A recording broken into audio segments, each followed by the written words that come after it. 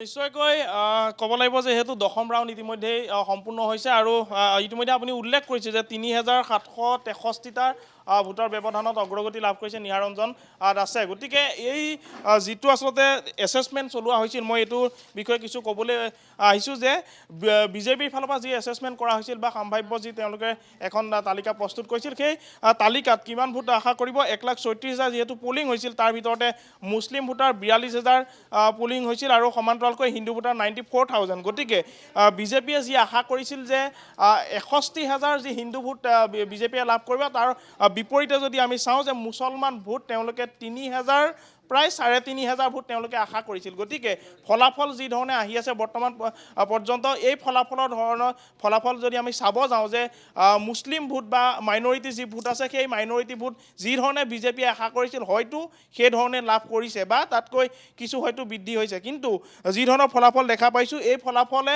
এটা কথা স্পষ্ট কৰিব যে যিগৰাকী জয়ী হয়, ভোটৰ যি ব্যৱধান, সেই ব্যৱধান কিন্তু যথেষ্ট কম হ'ব। অৰ্থাৎ ৫,০০০ পৰা ৭,০০০ এনেকুৱা ধৰণৰ এটা ব্যৱধানত আচলতে জয়লাভ কৰাৰ সম্ভাৱনা যথেষ্ট প্ৰকট।